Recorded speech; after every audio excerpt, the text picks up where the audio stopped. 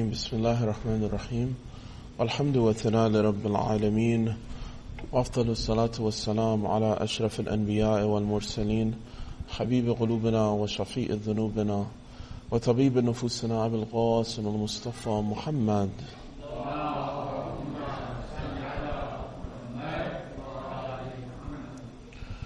وعلى أهل بيت الطيبين الطاهرين المعصومين ولعنة الله على أعدائهم أجمعين إلى قيام يوم الدين. رب اشرح لي صدري ويسر لي أمري واحلل عقدة من لساني يفقه قولي. Assalamu alaikum everyone. Congratulations, we have finally approached the wada and the farewell of the month of Ramadan. Imam Zainul Abidin has explained that the night of the last night of Ramadan is no less than the nights of destiny and the nights of Qadr. And so this night also is an opportunity, it's like a final opportunity to take advantage of some of the prayers, supplications, and worship that can be done before this holy month is over. Now, a lot of people last year, they fasted with us, they were with us, and this year they don't have that opportunity. People we know in the past that were with us and they're not here today. So we like to keep in mind that we're not guaranteed to be here for next year's blessed month of Ramadan. And so we should seize the opportunity that lies before us, even if it's just a final night before the Eid. Imam Zain al-Abidin says in his wada and farewell prayer, Assalamu alayka ya shahr Allah al-Akbar. He speaks to the month of Ramadan like a reality, like a person, like a being. And he gives salams to it, this beautiful month, this great month. وَيَعِيدَ أَوْلِيَاءَ, and the festival of those who are the awliya, those who are the near ones, the close ones, the friends of God, so to speak. And he goes on and explains and calls out to this month and to the final day and bids it farewell. And so from what we can gather, that he's giving a significance to this very precious time that's remaining, the little bit of hours or time that's remaining from this month. One of the things that Amir al-Mu'mineen reminds us about is the idea of what Eid represents, or what does it mean to have an Eid or celebration. There's a lot of things that are recommended to do on the day of Eid, on the day of celebration, on the day of festival. Obviously, it's recommended to do ghusl, to, purify your body, to wear nice clothes, to wear good clothes, to smell good, and also to break your fast before you go to, it says fatar. So eat something even before you go to the Eid prayer. And there's other things that are mustahab as well. But one of the things that the Imam focuses on is the idea that Eid and the day of festival and celebration is for what person? He says it's for the person whose siyam was accepted during this month, whose prayers and fasts were accepted. This person has Eid. It says every day in which you're able to remove yourself from being a transgressor in the eyes of Allah, or committing a wrong or a sin in the eyes of Allah, that day is an Eid. He puts emphasis on the idea that Eid is that the whole month of Ramadan was about self-purification and self-refinement.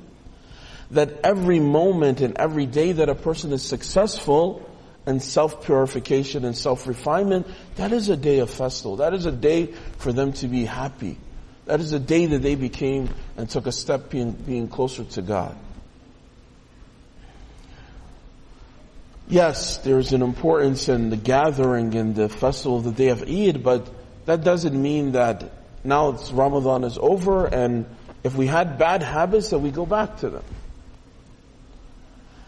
The idea in all of this rigorous prayer and worship and fasting is to overcome those things which are the basic desires of a human being.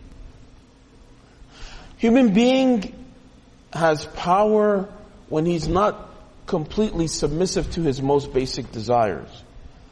Even if that is not eating for a period of time. So he tests himself through this month, and by doing so and overcoming his nafs and his self and his lower carnal desires, he achieves a point where he is in control of himself. He achieves a point where he can take steps, large steps of becoming closer to God. These shouldn't end after the month of Ramadan is over. These steps were only a way to get him to a point where he should continue this after the month of Ramadan is over. You know, one of the ways that I like to really make it clear, put it into perspective, is Fajr prayer, is the morning prayer. The morning prayer, sometimes for a lot of people, it's a struggle. Sometimes it's a difficulty. You know, it's sometimes very early in the morning, 3, 4 o'clock in the morning. Sometimes you're waking up or should be waking up to make the prayer at that time. If someone intentionally ignores that waking up for prayer, that itself is considered a sin. So that's going to be one of the things that distances us from God. If it happens by accident for some reason, that's fine. But if he intentionally says, I'm going to just sleep right now, I'm not going to get up.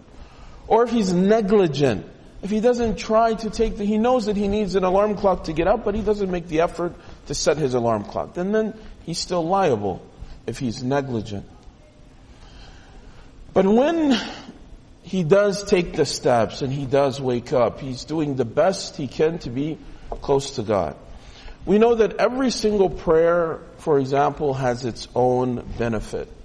The morning prayer has its own special benefit, the midday, the noon. Each one, the Prophet Muhammad, peace be upon him, has said has its own specific effect and benefit. Has a spiritual effect and benefit for your life. It says the morning prayer is the nur in a person's face, the light in their face. Now, if a person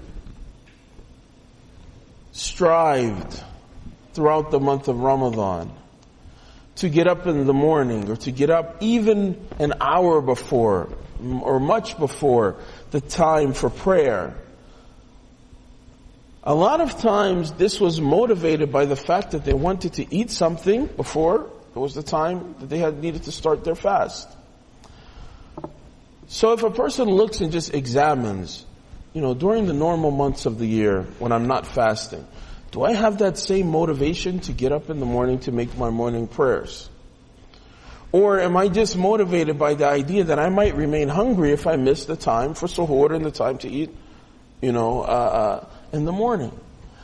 Because if that's the only motivation, then that means that we're still looking at things at a very base level.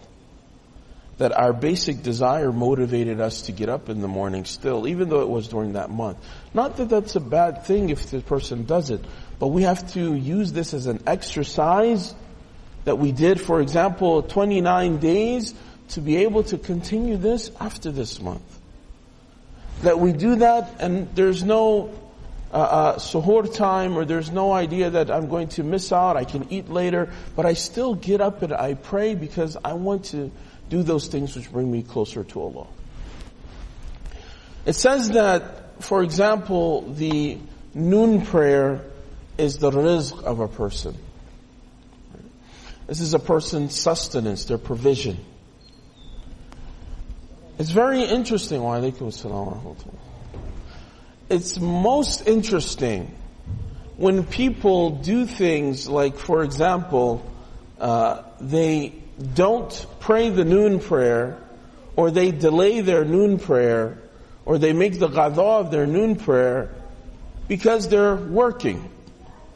Or they say, I need to make money right now. I'm working right now, so I can't stop and I can't focus on my prayers. And Allah said that your rizq and your sustenance is in this prayer. It's like the midday prayer on Friday. It's like Salatul Jum'ah. About Friday prayer it says, إِذَا نُودِيَ لَصَلَاةٍ مِنْ يَوْمِ الْجُمْعَةِ فَاسْعَوْا إِلَى ذِكْرِ اللَّهِ وَذَرُوا الْبَيْعَ. If the call for Friday prayer comes on the day of Friday, when that call comes, فَاسْعَوْا إِلَى ذِكْرِ اللَّهِ وَذَرُوا الْبَيْعَ. It says, rush to the remembrance of your Lord and leave all your business alone. It says, ذَلِكُمْ خَيْرٌ لَكُمْ. This is better for you if you only knew in kuntum ta'lamun. So even if it is, maybe sometimes it requires some requests, or sometimes it requires some accommodation, or sometimes a person has to even make that known that that is something that's important to them. If a person takes the measures that they can, if they're able to, and they don't, then they're missing out on a grand opportunity. So imagine that Allah is saying to you, is saying in Surah Al-Jumu'ah, in chapter 62, it's saying that on this day, this is a grand opportunity for your rizq and your sustenance. Stop what you're doing in business and rush to remember God at this time. It's ironic when a person says, I need to really work at this time, and I'll do that maybe if I can, or I won't even do that. It's ironic, because what it means is that they're not looking at God as being their razaq and their provider. They're not looking at Allah as being their true provider. They're looking at the intermediaries as being the providers. They're looking at their boss or their job or some other means as being their provider, when the one who really provides is God. The one who provides for everyone is God at the end of the day. When it talks about in chapter 2, Surah Baqarah, in the very beginning, when it's saying that these are some of the attributes of the believers, they يُؤْمِنُونَ بِالْغَيْبِ وَيُقِيمُونَ الصَّلَاةِ. So they're believing in the unseen, prayer, giving in charity. وَمِمَّا رَزَقْنَاهُمْ يُنْفِقُونَ. It says they give from that which we have given to them. So they recognize that what they have, and as far as their sustenance and provision, is given to them from Allah. So for them, giving, for example, in charity is very easy. Because they're not thinking, I'm giving to charity from my pocket. They're thinking that the one who is my provider is God. His bounty is infinite. I'm giving from God's infinite bounty. So however much it is, inshallah, Allah will provide for me again. He provided for me the first time. He provided for my upbringing. So what is it for me to give in His way? And He'll provide for me again. This is one of the principles of what we're practicing on the day of Eid, and giving in the way of Allah. So this second effect, or the effect of the noon prayers, the Prophet Muhammad says, this is the rizq of a person. So all of these things that we mention about the effects of prayers, they're magnified when people do the prayers at the time that they're prescribed to do them. Right? Everybody understands the importance of time, or we should. Wa alaikum assalam. There's the worst time to go somewhere when there's traffic. There's the best time to go somewhere. There's a time when you have an appointment for something. There's a time that you go to work or to school. You have designated times for things. We have designated times for our prayers. It's your time, your appointment with Allah. Sometimes we put off our appointments. We'll get around to that when we can. But he says the person who values that time of appointment with his God, it says he reaps the most benefits of the spiritual effect of that prayer. So that prayer is his rizq, he reaps the most benefits of that rizq, of that sustenance.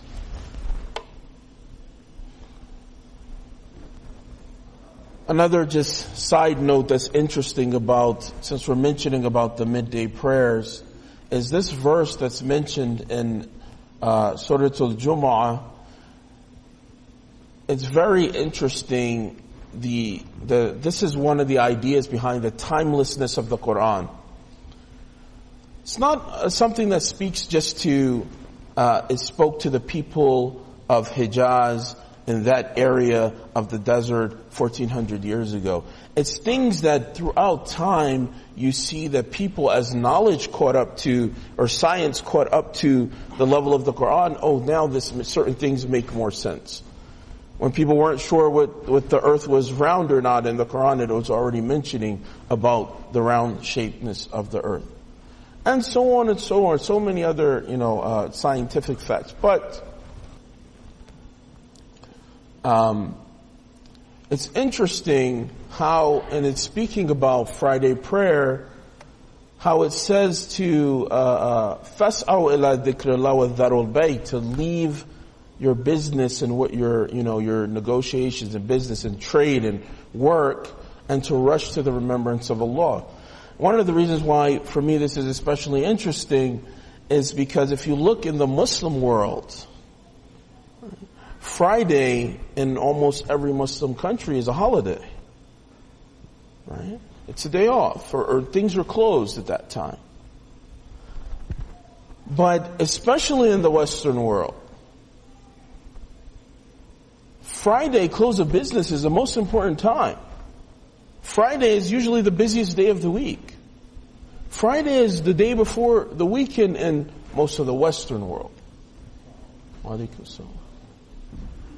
So when Allah is saying, rush and leave business and rush to His remembrance, it seems like a special message for us now and today, who we're busy during Friday. We have the most things going on. And that is a test and challenge of our character and virtue. Can we put God in place here instead of something else that I may be doing that I think is important? Can I understand that this is just as important? And he says, ذَلِكُمْ خَيْرٌ, this is better for you. If you had any idea that, if you only knew of the spiritual benefit, you would understand this is better for you. Everything, just like the body, it has ailments, it has sickness, it has disease, it has things which help it to get healthy, it has things which strengthen it. The spirit is exactly the same. The soul has food, it has nourishment, it has things which help it to get better, it has sickness, and it has healing.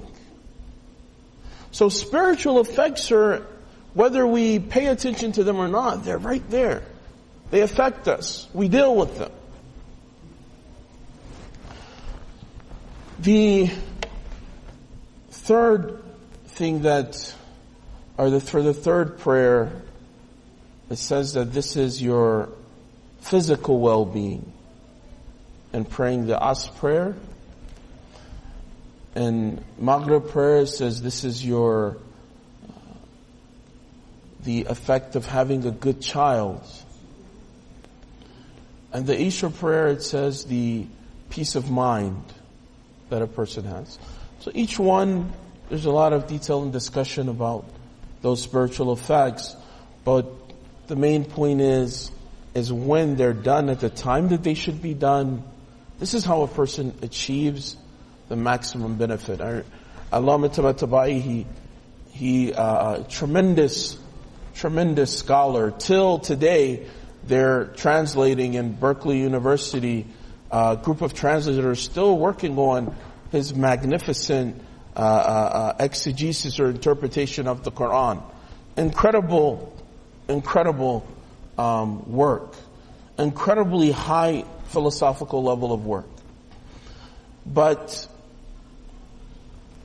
someone asked him, as they would ask him a lot of times, as being someone who was not just a scholar, but also very spiritual, a mystic, a Gnostic, and asked him about, this importance of, praying on time or consistently doing so. As we have tradition from Imam Ali that consistency is one of the things that leads to success. And he told the person who asked him that if you pray for 40 days on time, then you'll begin to experience differences. You'll experience and begin to understand the benefit of what it has. And he challenged in this way people to do this. Try for yourself and experience what do 40 days or consistent period of time of not just praying. You're going to pray anyway as believers, then why not take that just slightly, a little bit more initiative and make it at the time that it's supposed to be made. Every other appointment we value.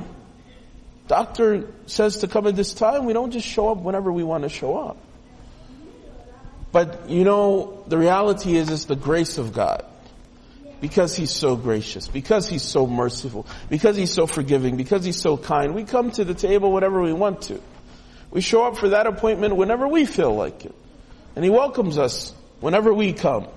However, it's in the idea of prayer itself. It's not something that we do to benefit God. The other way around. It's something that we do and we reap the benefits of the prayer. So why not take advantage of the benefits that are available to us? If someone told us that there was this material benefit, we would rush for that material benefit. Walaikum salam. So we should do the same for spiritual benefits. Now, there's a few things that are important reminders about tomorrow, which is the day of Eid. First is that from the time after Maghrib tonight, you can make your intention and to put aside the amount of zakat that you'll be giving for yourself and for your dependents.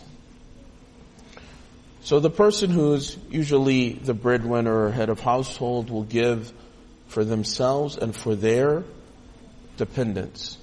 So for example, if they have so many children or elderly or someone that they're taking of, they will also give on their behalves.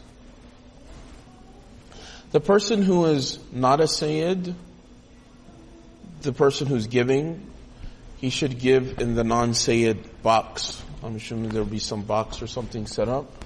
And the person who is Sayyid has to give in the Sayyid box. Sometimes the question comes if some of the dependents are Sayyid, or the spouse, for example, happens to be a Sayyid or descendant of the Prophet, then that rule still is the same. It's about the person who's the giver, not necessarily about the dependents. It's not regarding them. So the person who's giving, even if one of his dependents may be a Sadat, he should still, if he's not Sayyid, he gives in the non-Sayyid box. The conditions for the person who's giving zakat is that obviously he should be baligh, he should be of age, he should have the ability to give, he himself should not be poor. The definition of faqir or poor means someone who cannot make their expenses throughout the year. Meaning that their expenses are much more than their income. And throughout the year, they will struggle to pay their expenses. This person is considered to be faqir. If they can give zakat and they are faqir, it's okay, just like it's recommended for a person, even if they're poor, to give in charity, to give in sadaqah. Because it's one of the ways that increases their rizq and provision is giving in charity. The amount of zakat al-fitr is obviously what zakat al-fitr is. It's giving one of these staples barley, oats, wheat, raisins, etc., to those who are needy.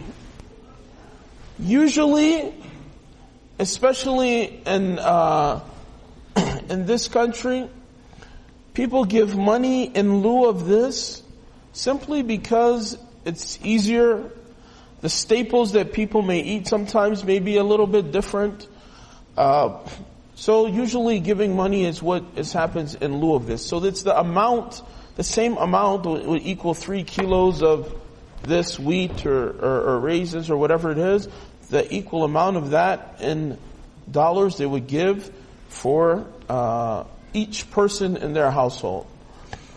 So roughly between $9 and $12, depending on, some people say, just to be precaution, up to $12 per person. And that's what you would give for your zakat. One of the questions that comes up sometimes, or almost a lot of times, is about where the zakat is spent.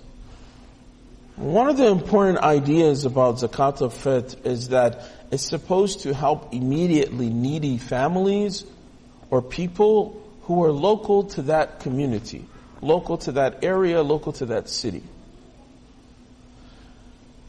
So if there are needy believers local to that city, they are first deserving of that zakat.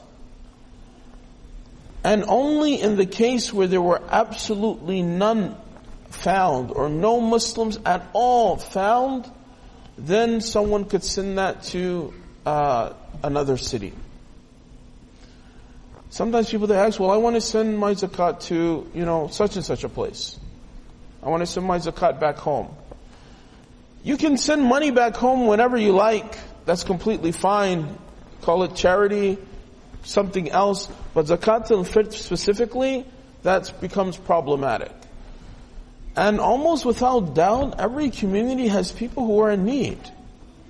Every community has some people who fall into that category of being faqir, of being someone who cannot cover their expenses throughout the year. And this is a great opportunity to have resources to be able to help them. So, unless there were absolutely none at all that were found who were needy, then there would not be any reason to give even outside of this, municipality, outside of this local area.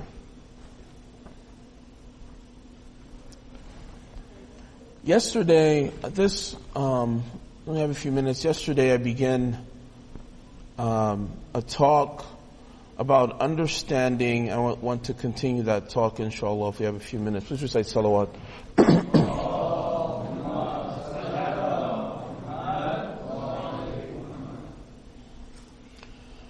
So we're beginning talking about how important the idea of conviction is, and how important the idea of understanding the principles of faith for each person as a believer.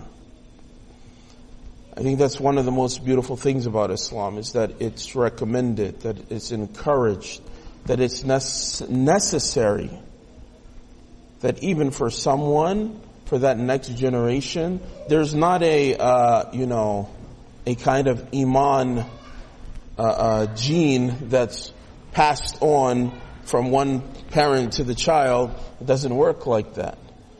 There's not a religion gene that's passed on in that way. There has to be conviction for this person as an individual. So they have to be encouraged to ask the questions whatever questions there are. Whatever it is that they may need to know, so that they can have the answers to be able to know their religion well. So the idea of understanding and having solid proof about things, this is one of the most important aspects of our religion, the idea of proof. And when we talk about the 12th Imam who will return, and Ajalullah Ta'ala Farajum al-Sharif,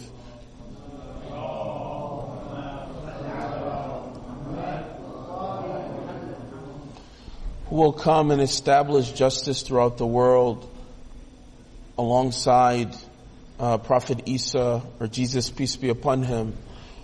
One of the important names about the Imam of our time is what? He's called Hujjat.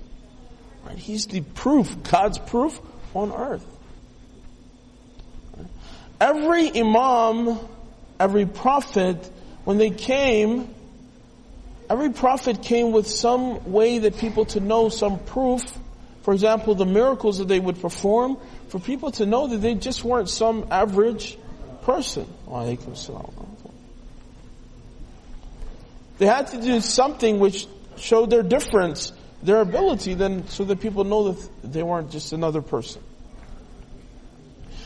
Even in the absence of the 12th Imam, when he was in occultation, there had to be some proof or witness for the people.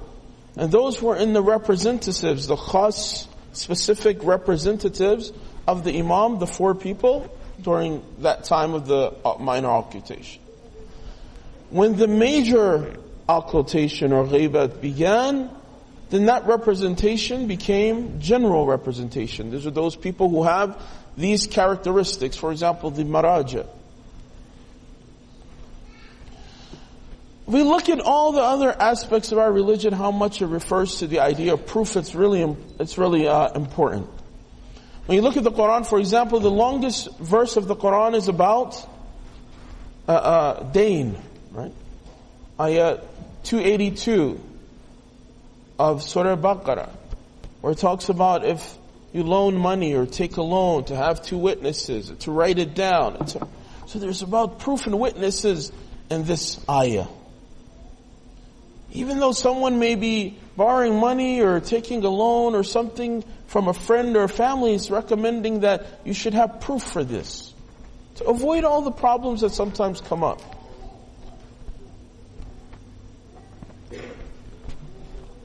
Everything that we do, maybe on the day of judgment, when we believe that we're standing before Allah and we're answering for our actions, maybe people would say, oh, I didn't do that, or I don't remember doing that.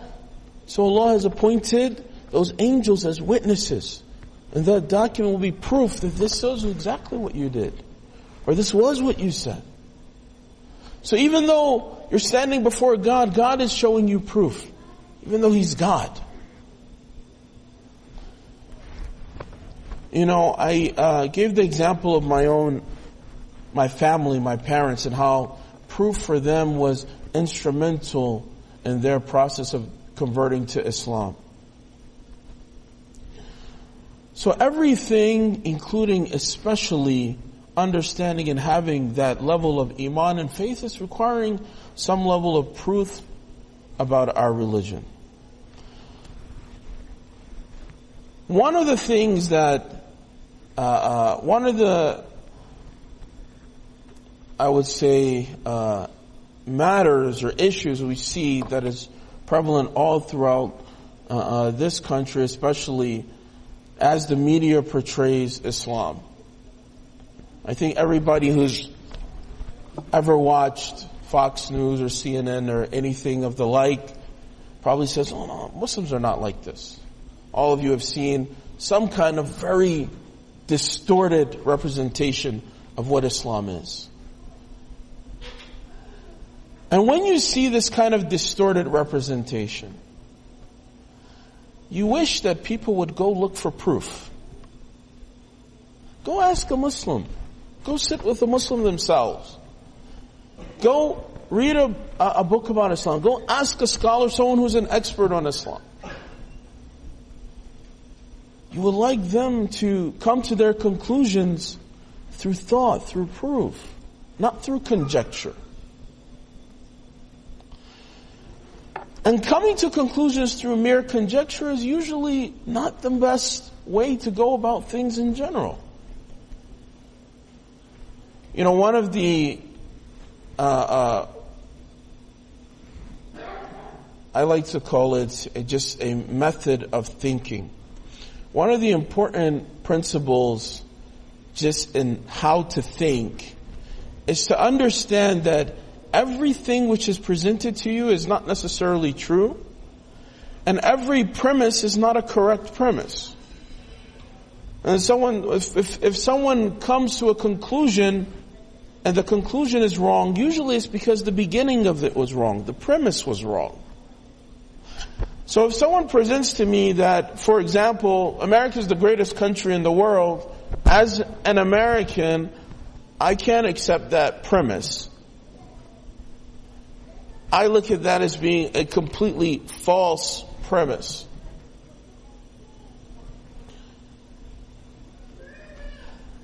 But if someone accepts the premise, then they have to try to find out how do they explain that. Well, yes, because of this or that or the other. But I say we challenge the premises that are being suggested to you and see, is it even true? So if the premise being suggested by media is that, for example, Islam is scary, Islam is terrorism, then I say encourage people to just test the premise itself. Before you come to the conclusion, then test the premise. Is the premise even right? Because if I accept that first sentence, then all the other sentences make sense. If I accept Islam is scary, then Islam is terrorism, Muslims are scary people, they do crazy things, they will blow you up, then all of these things will make sense because I already accepted the premise, the false premise. Sometimes I see Muslims themselves accepting or embracing these false premises and trying to defend them in some way or another. I will give you an example.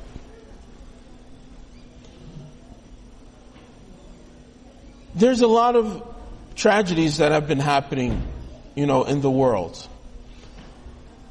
The ones that were very, obviously any loss of life, as it mentions in the Quran, "Man qatala nafsan bighayri nafsin aw fasad, faka'annama qatala nasa jami'a." That when a life is taken innocently, then it's as if you've killed all of humanity. So this is a Quranic perspective.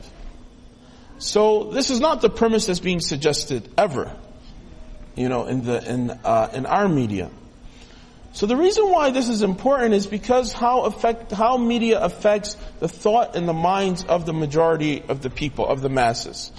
And if you want to have a conversation or live or talk, then you have to understand how people are being affected and what they're being affected by. When things happened, when tragedy happened and whether it was Brussels or Paris, San Bernardino, Orlando, or any other place, especially, if it was in America or Europe, you saw, number one, an extreme coverage by the media.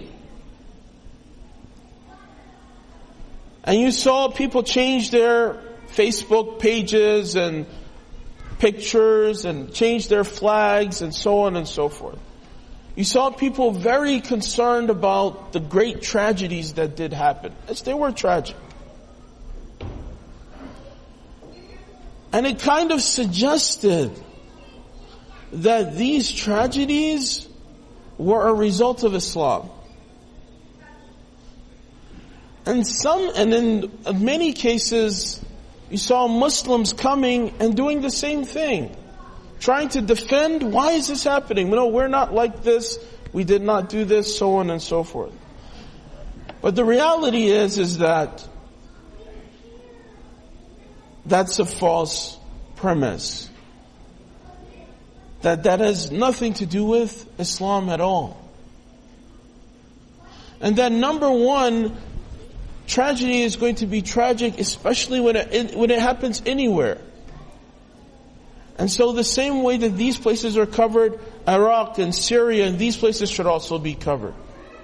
And the same way that people passionately spoke up and changed their Facebook pages, etc. for these issues, they should do the exact same thing for all the other places when people in all the Muslim world especially have been suffering in this way. So what Islam comes to bring is justice, a fairness. a fair representation, that life has value. Whether this person's life is Muslim or not, whether it happens in Europe or not, whether it happens in Iraq or Syria or Paris or Orlando or whatever, a human being's life has value. But that becomes job of Muslims to represent what it is that is being mentioned in the Quran, inshallah. So we hope that Allah subhanahu wa ta'ala gives us that success and that benefit to be able to actively carry out and practice this message of Islam. We give hope that those souls, especially those people who are innocently killed, that may Allah bless them, may Allah ease the suffering and difficulty for their families, for their children, for their loved ones. May peace come to the world sooner. May the Imam appearance, may it come sooner. And Eid Mubarak to all of you, inshallah. Wassalamu alaikum wa rahmatullah.